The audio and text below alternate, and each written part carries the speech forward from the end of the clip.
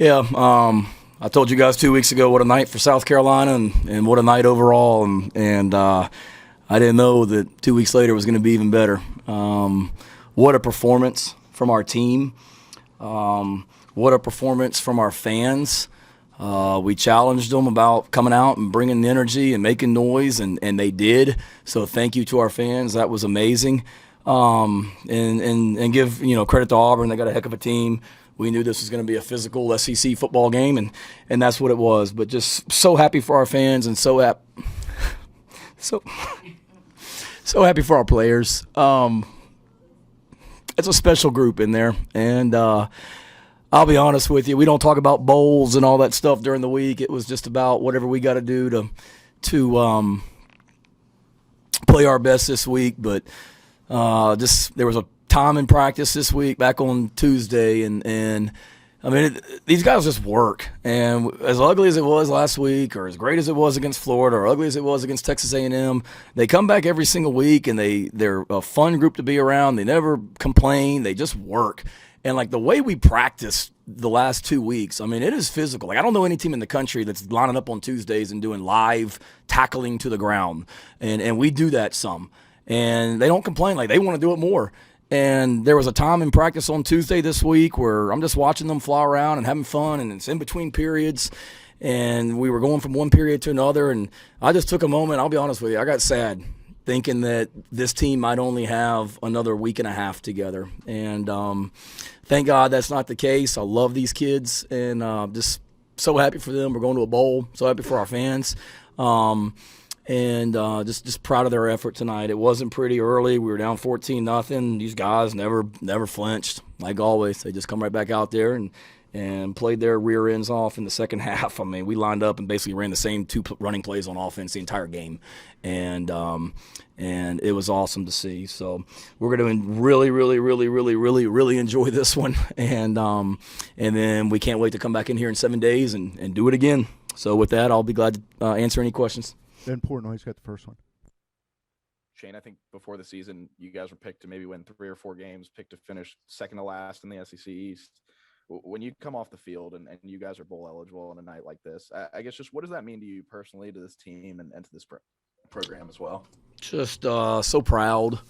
So proud to be their coach, and it wasn't pretty last week out at Missouri, and that was a long bus ride back to St. Louis after the game to get on a plane and fly back, and that was a really hurt bunch on Sunday, but they just come right back to work, and just so proud of these guys. I met with the super seniors, the guys that came back for an extra year and when they didn't have to, and this was their last go around, and I met with them back in January, and can still remember sitting in the staff room and telling them, like, look, you don't know me, I don't know you, we're going to work together, but you're the older guys, but this isn't some like 2 or 3 year rebuild, but we're building for the future. We're going to win now, and it's not fair to you guys to not. And they bought in, and those guys, Jabari, Jalen Foster, I mean, all those guys, just happy for them, for all the adversity they've been through.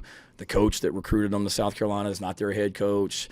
And for them to be going out, isn't their head coach now, and for them to be going out with the 6th win, an opportunity to get 7 next week, and then to be going to a bowl game, just really happy for them and very proud. And this is just the start too, Ben. Like, our goals aren't to win 6 games every year and go to a bowl game. We have higher expectations, and this is just the start. But for this to be the year 1, and for us to be sitting here right now 6-5 when we're playing our 3rd quarterback of the season, and we lost our middle linebacker in game 2 against Georgia, and we had our starting defensive back go down with an injury tonight. Our best DB, who's leading the SEC in pass breakups, he goes down in the first quarter. But next man up, and man, just Marcellus Dial and Darius Rush and those guys, it's a fun group. David Cloninger. Hey, Shane, speaking of that, how are Cam and Xavier? And then just that play where they went for it on 4th and 1 near midfield and threw it incomplete. How big was that for you guys, morale? Cam has got a knee injury, not sure the severity of it. We'll have to evaluate tomorrow and kind of see how bad it is. Xavier, I'm not really sure. I think he got hit over there on the sideline. I'm not sure if it was wind knocked out of him. I don't know the status, David. I'll be honest with you. I never talked to Clint as soon as after the game. We were too busy celebrating in the locker room. And then that was huge, for them to not run the ball there. I think is great respect for our defense, our front seven, and then for our defensive backs. We talked about it. Auburn uses multiple tight ends, and they're going to try and pound on you and take shots. And it was critical for our guys defensively to make sure they had great eye discipline tonight and did their job. And I mean, other than the little dig route they hit on the first play of that last series, like I can't remember them making a play in the passing game. I'm sure there was, but I mean, we've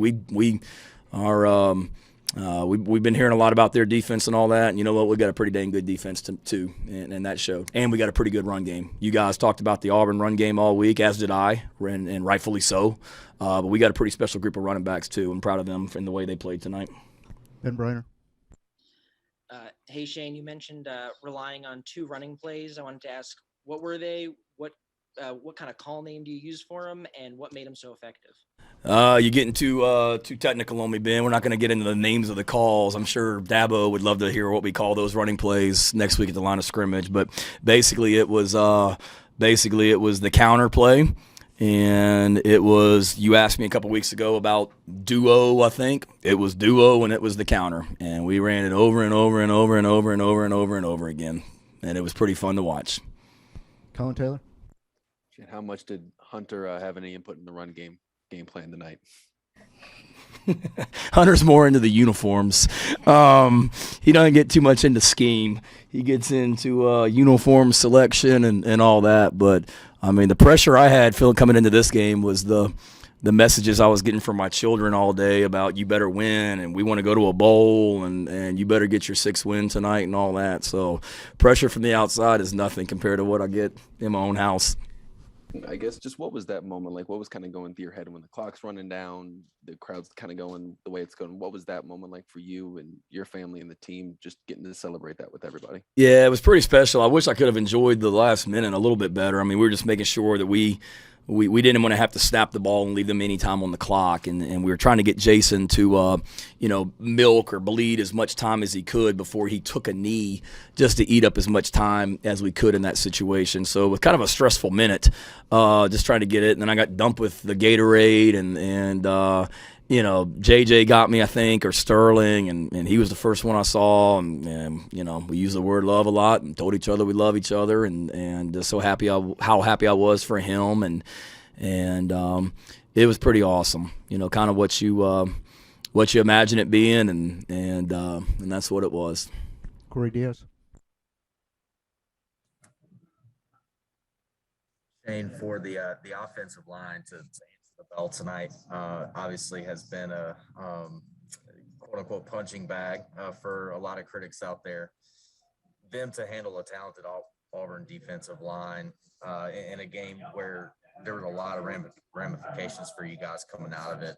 How do you feel like they just handled the situation tonight and really put this team in a position to be where it is right now? Yeah, they were awesome, and you're right. That is a really, really good defense, and that's a defense that, I watched the Texas A&M game on television, and a lot of teams have had a hard time scoring points against those guys. And I know Zero didn't play tonight for them, and he's a heck of a player at linebacker. But they got a fantastic front seven like Auburn always does, and that's what excites me. Is as a big boy SEC defense we just played, and our offensive line went toe to toe with them, and they've got a really good front seven. They've got a great group of linebackers. 29's a heck of a player on the edge, and they got a high draft pick sitting out there at corner, and Smoke Monday's a great safety. So just proud of those guys. And I think it shows that when we execute, we can go up against anybody, and we got another big challenge next week. I mean, I know what kind of defense the crowd we're about to face coming in here next Saturday. What kind of defense they have as well. So, we got to do a great job of getting ready to do it again, and not take a 2 steps forward and then take a step back next week. We got to continue to get better, because there were a lot of plays we left out there, last night or tonight as well. But did a nice job running the ball, and hate that we threw the interception down there in the red zone going in to score. But for the most part, we protected the ball, and these are the two teams coming in here that were high in, near the top of the league in turnover margin, and knew that was going to be critical. And overall, good night. John Whittle. Hey, Shane, I didn't see Greg Atkins out there on the field tonight. Was he there? And if not, what's going on there with him? Greg's had a little bit of a health issue or health scare this week. He's fine. He was at the hotel today, this morning for meetings, and he was there this afternoon. He was here tonight before the game, but we just didn't feel I felt like the best thing for him was to not be down there on the sideline and be in the middle of it. So give great credit. Greg did a great job getting those guys ready to play this week, and then credit to Lonnie Teasley. Lonnie's our offensive analyst and was as an offensive line coach, and he stepped in and did a great job in Greg's place. But Greg's fine. Talked to him before the game, and he'll be back out tomorrow. And he was cleared to be out there tonight. It was nothing major, but just felt like the best thing for him was to not be down there in the middle of it. Michael and Anna. Shane, Zaquandre accounted for, I think, 168 yards of offense by himself tonight. Just watching him run the ball, just pushing the pile, breaking tackles. How much does he mean to this team, both just on the field and off the field? I know you've touched kind of on his personality in the past too. Just how much does he mean to this team? So much. He brings great energy to our team. On and off the field, he's the same every way. I mean, the way that he ran the ball and caught the ball tonight, it's the way he does it in practice every day. Like, there's only one speed with Zaquandre. He doesn't turn it on and off. And it was awesome to see. Heck of a catch, 3 catches for 69 yards.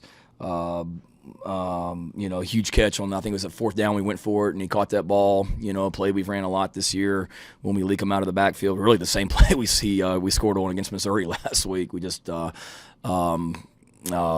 it up or jazzed it up a little bit with the way we got to it. But he's a weapon. He continues to get better and better each week. Kevin came in and did a nice job, and that group's a solid group. Happy for him. Christopher Heidel. Hey, Coach Beamer, thanks for taking my question. Taking on a team that your father played against a lot when you were helping him out in the ACC, we covered the ACC. What's the preparation going to be this week different than this week, getting ready for a team that you already know, from throughout your career of coaching? You talking about getting ready for Clemson? Yeah. It won't be any different. We played them when I was at Virginia Tech in 2011 twice, and then we played them in 2012, and I don't think we played them again after that. But preparation will be the same. I mean, obviously, I guess there's a little bit of familiarity, but it was 9 years ago the last time I played Clemson. Got great respect for their program, got great respect for Coach Sweeney, and excited about the opportunity to go compete next week. Last one goes to Phil Kornbluth.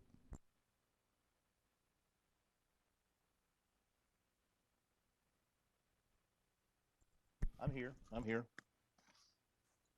There we go. Sorry about that. I got 2 for you, Shane. Do you think you got away with something maybe on that call at the very end on the punt, brushing off of the Auburn player? I mean, is that just one of those things where you kind of smile and take your good fortune with you?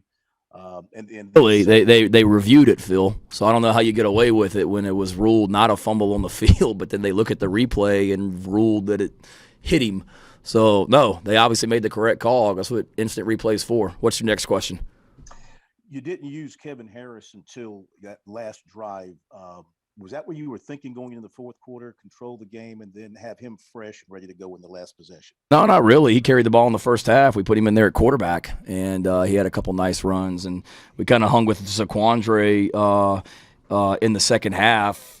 He was the hot guy, and we stayed with him. I mean, we didn't run many plays tonight. I think we had 56 plays for 300 yards, so we weren't out there a ton. Zaquandre was kind of the hot guy and had a good feel for that one play that we were running over and over again. But it had nothing to do with Kevin. And then Kevin, we got confidence in Kevin and being in there all the time.